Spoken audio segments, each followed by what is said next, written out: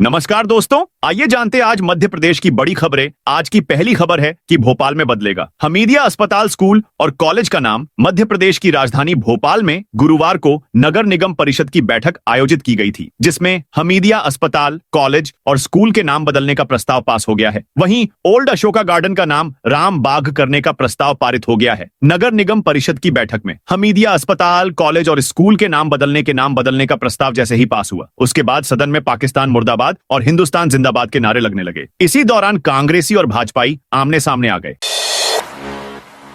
छिंदवाड़ा में किराएदारों का police verification अनिवार्य। छिंदवाड़ा शहर के घनी आबादी वाले क्षेत्रों में बढ़ती संदिग्ध गतिविधियों को देखते हुए पुलिस ने सतर्कता बढ़ा दी है। कोतवाली निरीक्षक आशीर्वाद कुमार ने गुरुवार को गुलाबरा, राजपाल चौक, बरारीपुरा, लालबाग और चंदन गांव के रहवासियों और मकान मालिकों की बैठक में किराएदारों का पुलिस वेरिफिकेशन अनिवार्य करने के निर्देश दिए। पुलिस प्रशासन ने सभी मकान मालिकों को निर्देश दिए हैं कि वे तत्काल अपने किराएदारों की जानकारी नजदीकी थाने या ऑनलाइन पोर्टल पर जमा करें।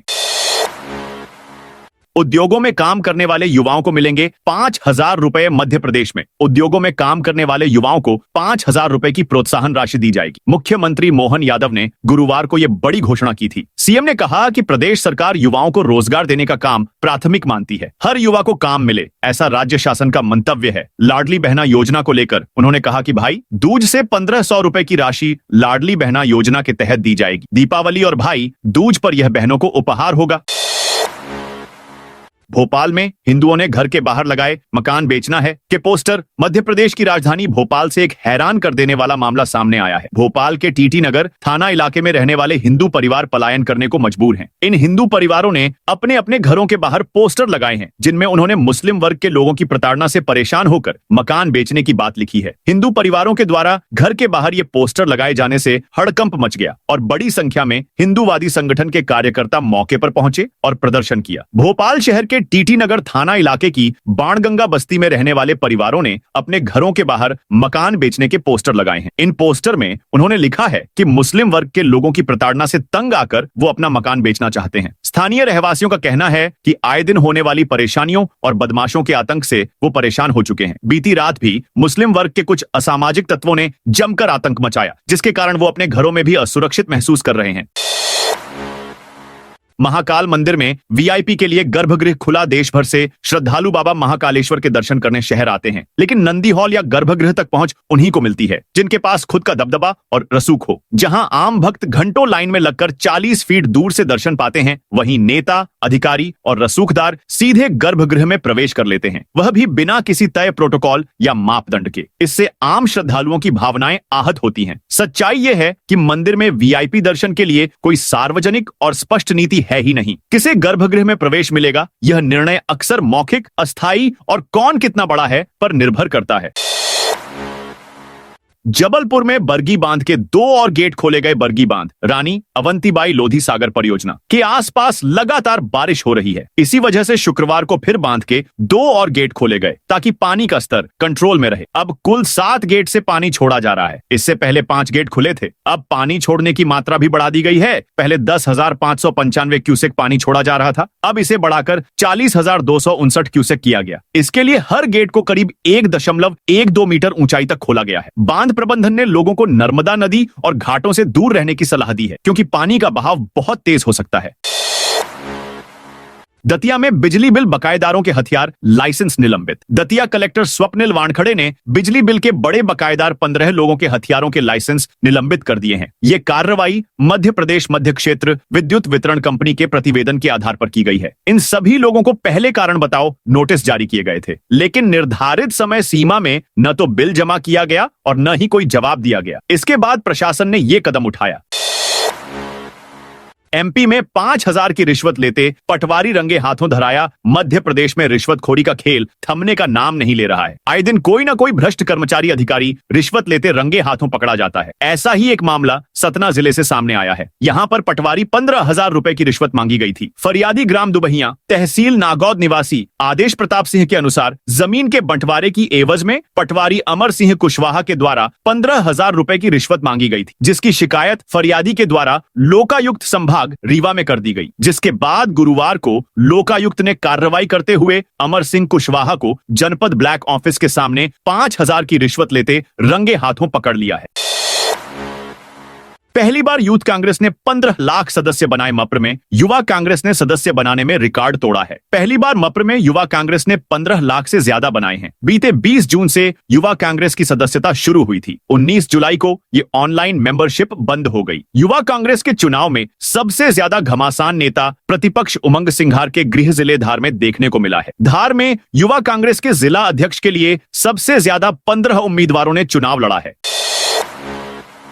चुनाव आयोग ने बीएलओ का मानदेय किया दोगुना। बिहार चुनाव के पहले भारत निर्वाचन आयोग ने देश भर में चुनाव आयोग के लिए काम करने वाले बूथ लेवल ऑफिसर बीएलओ की प्रोत्साहन राशि बढ़ा दी है। एमपी में काम करने वाले बीएलओ को प्रोत्साहन के रूप में मिलने वाली यह मानदेय राशि अब दोगुनी हो गई है। अभी तक इन्हें 6,000 रुपए मिला करते थे और अब आयोग के फैसले के बाद 12,000 रुपए मिलेंगे।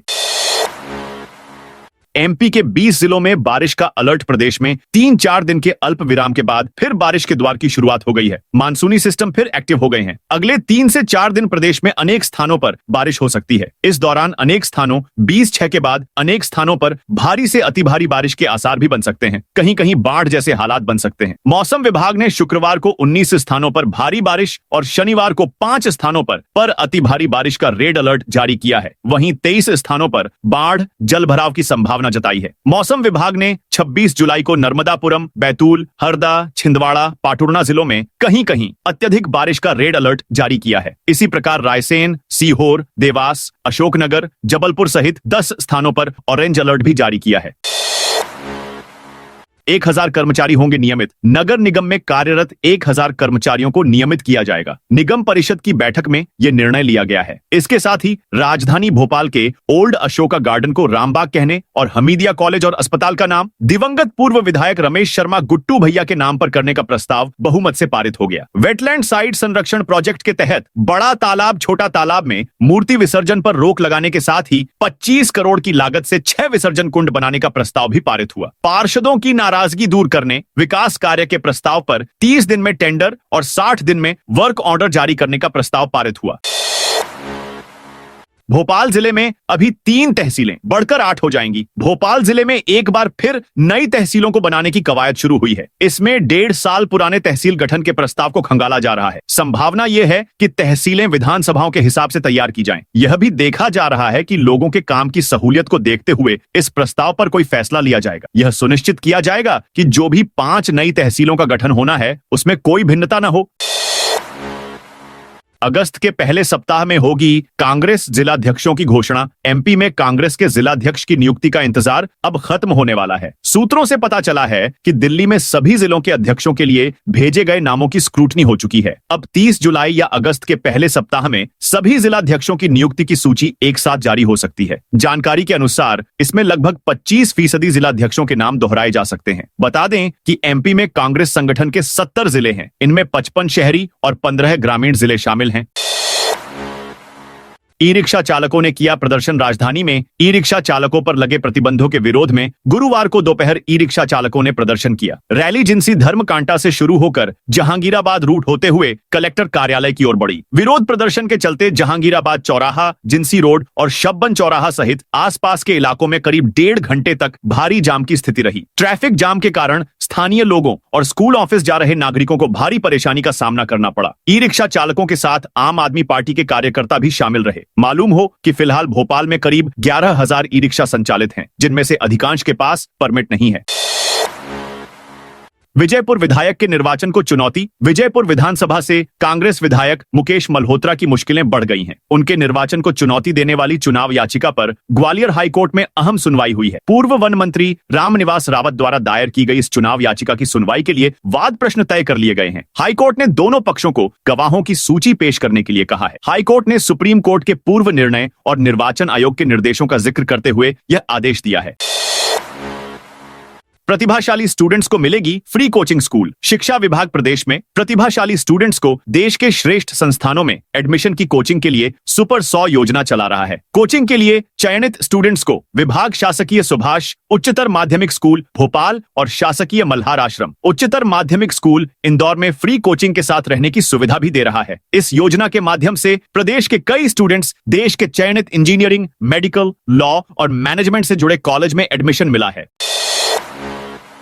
मूंग खरीदी के लिए प्रदर्शन, 20 किसानों पर केस। सिवनी जिले में मूंग की खरीदी को लेकर बीते दिवस किसानों ने नागपुर जबलपुर नेशनल हाईवे पर प्रदर्शन किया था। कलबोड़ी के पास श्री राम मंदिर के सामने किसानों ने ट्रैक्टर खड़ा कर रास्ता रोक दिया। इससे हाईवे के दोनों तरफ लंबा जाम लग गया था। मालवाहक वाहनों के साथ बसें और छोटे वाहन फंस गए थे। सूचना मिलते ही प्रशासनिक अधिकारी मौके पर पहुंचे। कुरई एसडीएम प्रशांत उइके, तहसीलदार सतीश चौधरी, एसडीओपी ललित गठरे और टीआई कृपाल सिंह टेकाम ने किसानों से बात की। अधिकारियों ने मूंग खरीदी जल्द शुरू कराने का आश्वासन दिया था। इसके बाद किसानों ने करीब आधे घंटे के प्रदर्शन के बाद जाम खोल दिया था।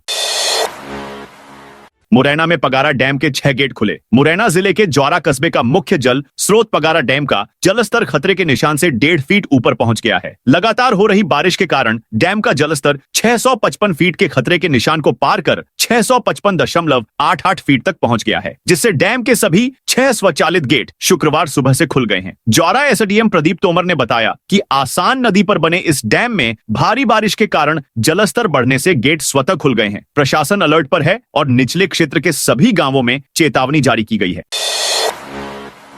22 क्षेत्र में बनेंगी 42 नई सड़कें। खराब सड़कों से परेशान एमपी के भोपाल शहर के लोगों के लिए राहत भरी खबर है। पीडब्ल्यूडी अब शहर में नई सड़कें बनाने जा रहा है। अब तक गलियों और कॉलोनियों के अंदर की सड़कों को नगर निगम बनाता था, लेकिन यह पहली बार होगा जब पीडब्ल्यूडी जमीनी काम शुरू करेगा। शुरुआती में 22 क्षेत्र की 42 सड़कों को चुना गया है। इनमें से 7 क्षेत्रों की सड़कों के लिए निर्माण एजेंसी तय करने की प्रक्रिया शुरू कर दी है। 25 करोड़ रुपए की राशि से इन्हें तैयार किया जाएगा। बारिश के बाद यहां काम शुरू होगा। गौरतलब है कि हाल के बजट में शासन ने शहर की अंदरूनी सड़कों को भी पीडब्ल्यूडी से बनवाना तय किया था। इसके लिए अलग से बजट भी तय किया था।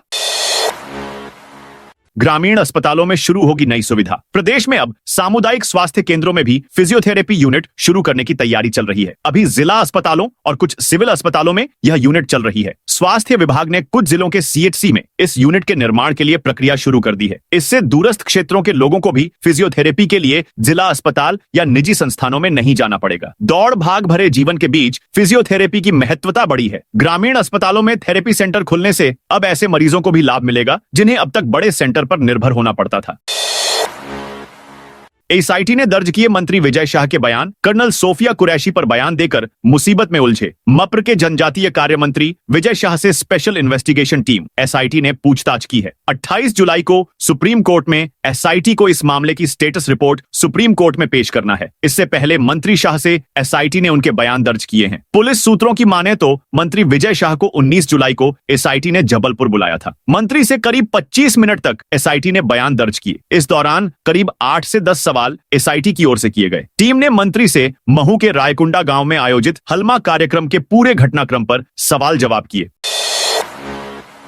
अब अगस्त में शुरू होगा दमोह नाका चौराहे पर यातायात। शहर में चल रहे विकास कार्यों की कछुआ चाल से अब लोग त्रस्त होने लगे हैं। हर तरफ अराजकता का माहौल है। बारिश के मौसम में कब कहां और कौन सा रास्ता बंद हो जाए, कहां काम शुरू हो जाए, कुछ भी नहीं कहा जा सकता है। बिना सूचना और तैयारी के चलने वाले कामों से लोग वैसे ही परेशान थे। ऊपर से दमोह नाका चौराहा पर चल रहे फ्लाईओवर एक्सटेंशन काम की गति भगवान भरोसे ही आगे बढ़ रही है। मुख्य चौराहा के चारों तरफ निर्माण कार्य करने वाली कंपनी की अराजकता देखी जा सकती है। काम के लिए रास्तों को बंद रखा गया है, इसके बावजूद काम गति नहीं पकड़ पा रहा है। वहीं पीडब्ल्यूडी के अधिकारियों का कहना है कि बारिश के चलते काम रुक रहा है। अगले महीने के पहले सप्ताह तक पूरा होने की संभावना है।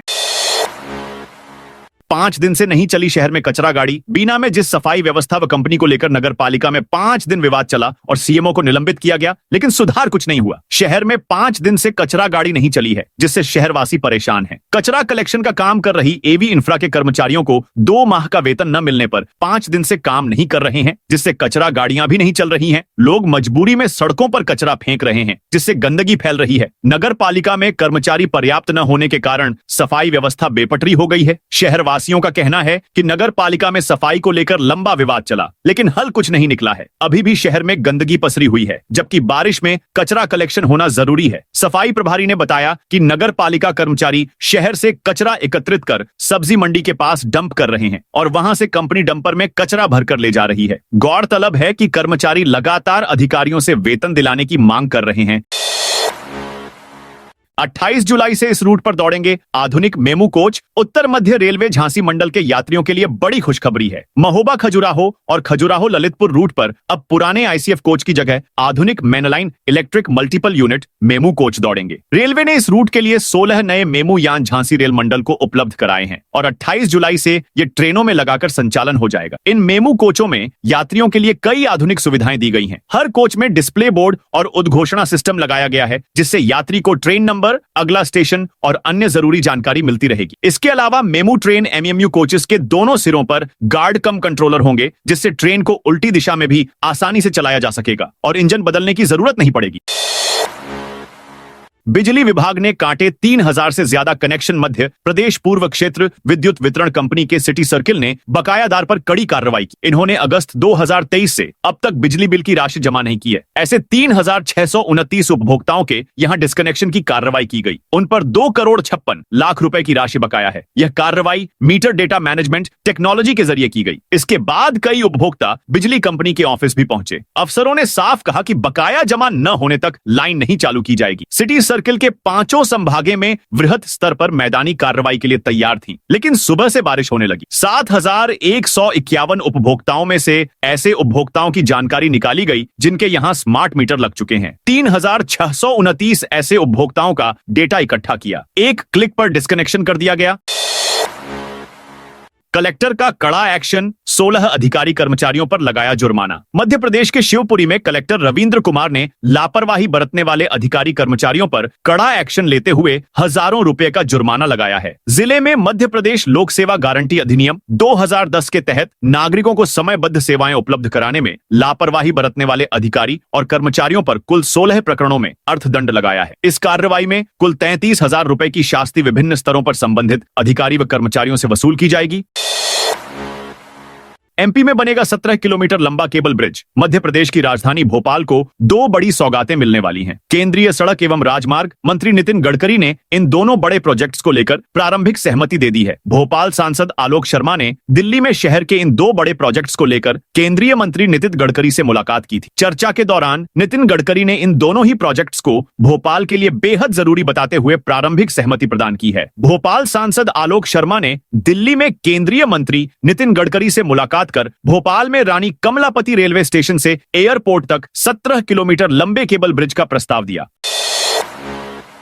हाईकोर्ट कोर्ट खुद को स्वर्ण और जिला कोर्ट को शूद्र समझता। मध्य प्रदेश हाई कोर्ट ने एक फैसले में उच्च न्यायालय और जिला न्यायपालिका के रिश्तों को लेकर तीखी टिप्पणी की है। कोर्ट ने कहा कि दोनों के बीच का रिश्ता सामंती व्यवस्था जैसा है, जहां उच्च न्यायालय खुद को सवर्ण और जिला न्यायपालिका को शूद्र समझता है। यह टिप्पणी जस्टिस अतुल श्रीधरन और जस्टिस दिनेश कुमार पालीवाल की बेंच ने दी। बेंच व्यापम केस से जुड़ी एक याचिका पर सुनवाई कर रही थी। याचिका भोपाल के पूर्व एसएससी एसटी कोर्ट जज जगत मोहन चतुर्वेदी ने लगाई थी। उन्हें एक आरोपी को अग्रिम जमानत देने के बाद बर्खास्त किया गया था। 3 स्टेज में होगा खंडवा रेलवे स्टेशन का रीडेवलपमेंट। खंडवा रेलवे स्टेशन के रीडेवलपमेंट कार्य का भूमि पूजन हुए 1 साल हो गया है। अब रेलवे ने पहले चरण के लिए टेंडर जारी किए हैं। रेलवे ने 92 करोड़ रुपए की राशि का टेंडर जारी किया है। दावा किया कि सितंबर तक निर्माण एजेंसी तय हो जाएगी। वहीं दिवाली बाद से कंस्ट्रक्शन वर्क शुरू हो जाएगा। पहले चरण में रेलवे स्टेशन का फ्रंट एरिया डेवलप कर ग्राउंड फ्लोर सहित 3 मंजिला बिल्डिंग बनेगी। रीवा में 2 दिवसीय पर्यटन कॉन्क्लेव 26 से विंध्य क्षेत्र में पर्यटन को नया आयाम देने के लिए 26 और 27 जुलाई को रीवा में पर्यटन कॉन्क्लेव का आयोजन किया जा रहा है। मुख्यमंत्री डॉ मोहन यादव 26 जुलाई को शाम 4 बजे कृष्णा राज कपूर ऑडिटोरियम में कार्यक्रम का शुभारंभ करेंगे। उप मुख्यमंत्री राजेंद्र शुक्ल ने नवीन सर्किट हाउस में कॉन्क्लेव की तैयारियों की समीक्षा की। कलेक्टर प्रतिभा पाल ने भी ऑडिटोरियम का निरीक्षण कर अधिकारियों को आवश्यक निर्देश दिए। इंदौर में रजिस्ट्रियों के फर्जीवाड़े में कई कर्मचारी शामिल। इंदौर के रजिस्ट्रार कार्यालय में रजिस्ट्री फर्जीवाड़ा कांड के मामले में गड़बड़ियों के और भी पुख्ता सूत्र मिले हैं। खास बात यह कि इस घपले में रिकॉर्ड सेक्शन के लोगों की भी लिप्तता सामने आई है। इससे जुड़े कई केसों के दस्तावेज भी हाथ लगे हैं। कलेक्टर आशीष सिंह ने जांच रिपोर्ट के आधार पर विभागीय अधिकारी को 3 में एफआईआर दर्ज कराने के निर्देश दिए हैं। खास बात यह कि इसमें 20 मजबूत दस्तावेजी साक्ष्य पाए गए, जिनमें भारी पैमाने पर शासन को चपत लगाई गई। तो दोस्तों, ये थी आज मध्य प्रदेश की बड़ी खबरें। आप इस वीडियो को कौन से जिले से देख रहे हैं, कमेंट करके बताइए।